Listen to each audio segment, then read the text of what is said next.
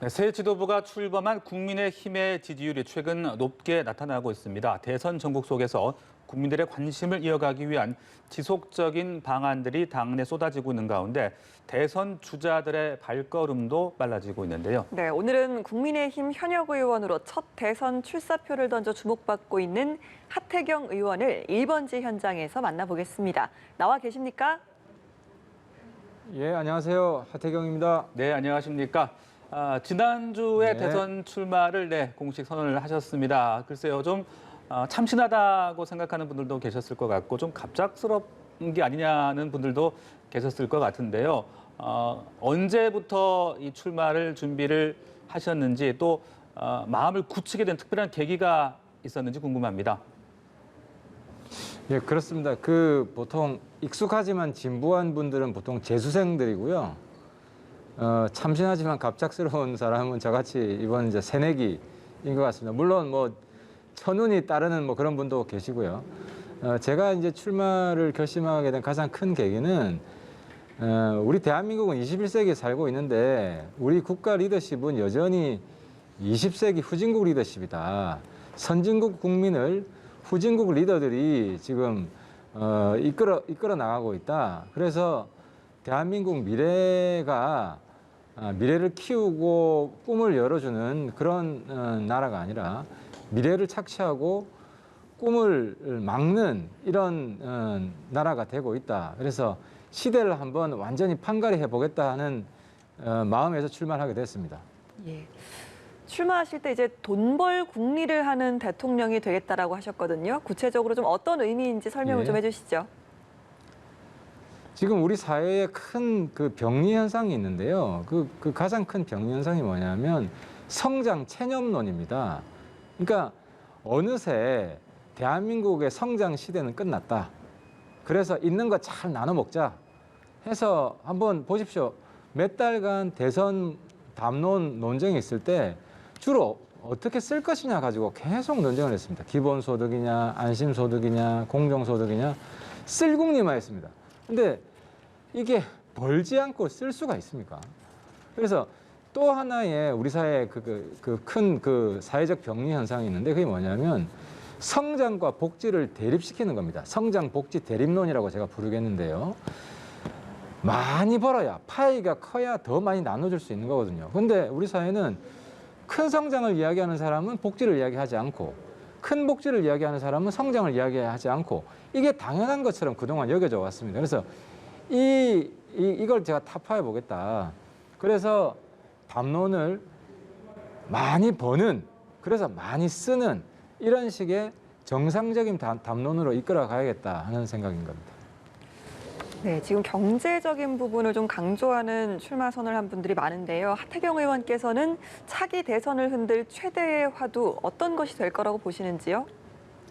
물론 경제인데요. 그게 저는 이제 대한민국의 산업을 완전히 구조조정해야 된다. 그럼 이 구조조정하는 방식이 뭐냐면 이제 미국 애플에서 좋은 교훈을 얻을 수 있는데 미국 애플사는 제조업이 없습니다. 제조업은 다 해외에 있습니다. 그리고 본사는 굉장히 고부가 가치입니다.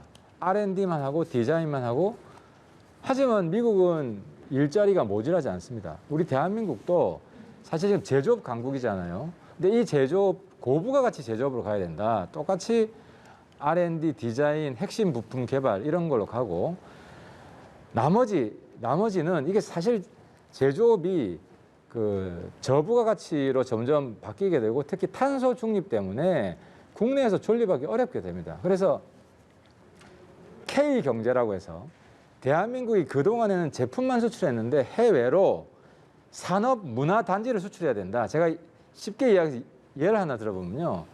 인도네시아는 사면이 바다인데 큰 배를 못 만듭니다. 근데 국가 목표가 5,000척의 원양어선급의 배를 만드는 건데 그 배 만들 능력이 없어요. 근데 우리는 지금 조선업이 중국에 쫓기고 있지 않습니까? 그래서 인도네시아에 K 조선업 단지를 만들 수 있다는 겁니다. 국가가 이 인도네시아랑 외교를 잘해야 되겠죠.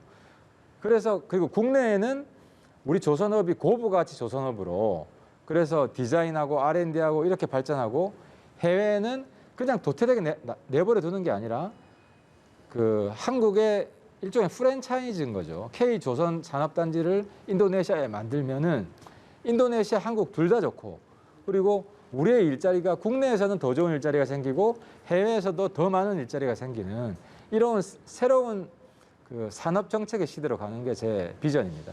네, 알겠습니다. 자, 이 다른 주자들과의 어떤 구도라고 해야 될까요? 그런 부분도 좀 여쭤보고 싶은데요. 결국은 윤석열 전 총장과 본인의 양강 구도가 될 것이다라고 말씀을 하셨더라고요. 그렇게 말씀하신 만큼 어떤 의원님의 경쟁력이 뭐라고 생각하시는지 궁금하고 또 윤석열 전 총장에 대한 지지율 상황은 어떻게 보고 계십니까? 윤 총장이 대표하는 가치는 소위 공정입니다. 공정 중에서도 그 절차적이고 형식적인 공정. 사실 근데 이 공정은 지극히 당연한 것인데 왜 이렇게 과대 대표되게 됐냐? 문재인 정부가 당연히 지켜야 될 가치를 지키지 않은 겁니다. 그러다 보니까 불공정 시대가 그 이전 시대보다 더 심한 불공정 시대가 돼버리니까 공정의 가치가 급부상하고 이걸 상징하는 사람이 윤 전 총장이 된 건데요. 제가 대표하는 가치는 그 이상의 것이다. 그러니까 제가 이제 말씀드렸지만 저는 시대 교체를 들고 나왔거든요. 새로운 시대를 열어나가는 새로운 시대의 가치를 그러니까 국가의 미래가 저를 지지하고 있다고 저는 봅니다. 특히 2030으로 이제 대표되는 이 새로운 대한민국의 새로운 미래가 이 친구들은 선진국 국민들인데 여전히 후진국 방금 말씀드렸듯이 뭐 경제도 더 이상 성장이 필요 없다. 일자리도 더 이상 만들어지지 않기 때문에 돈만 뿌려야 된다. 이런 분위기 속에서 우리 대한민국 미래가 죽어가고 있습니다. 이거 한 가지 비근한 예만 들어드린 건데요. 이런 새로운 시대의 비전, 새로운 시대의 가치를 대표하는 사람이 저는 저라고 봅니다. 그리고 다른 분들은 여태까지 이런 이야기를 하는 분들 제가 한 명도 본 적도 없고요. 그리고 그동안 2030과 같이 긴밀하게 호흡하고 소통하면서 정치를 하고 이들을 대변해온 사람이 과연 있느냐. 그런 면에서 저는 윤석열 총장과 더불어서 강력한 지지세를 형성할 수 있다고 자신하는 겁니다. 네, 그리고 유승민 전 의원과 또 인연이 깊으시지 않으십니까? 그런데 이제 경쟁을 해야 할 텐데 출마 선언 전후에 혹시 유 전 의원과 따로 어떤 이야기를 좀 주고받거나 했던 부분들이 있으셨습니까? 예, 당연히 있었죠. 네. 제가 출마 선언하기 전에 연락을 드렸고 얘기를 좀 나눴고요. 이제 열심히 해보라는 말씀도 들었고. 근데 이제 그렇더라고요. 이제 뭐 정치권에도 선후배 사이가 있지만 이번에 까마득한 후배인 이준석 영선이 대표가 되지 않았습니까? 그러니까 이제 승부의 세계는 냉정하다.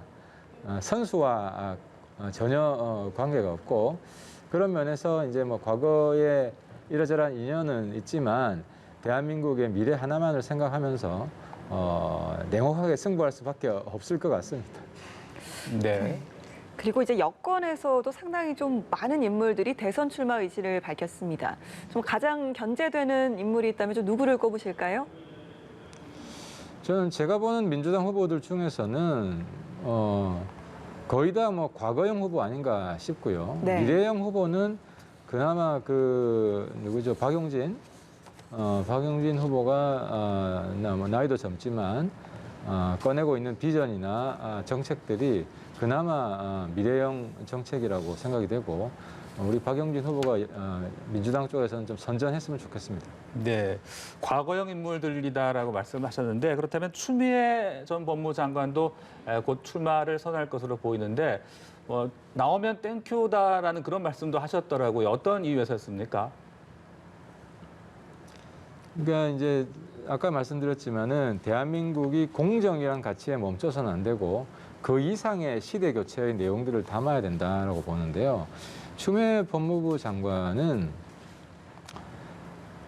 물론 본인은 그렇게 생각 안 할 수도 있지만 저를 비롯해서 많은 국민들이 대한민국 법치를 파괴한 사람이다.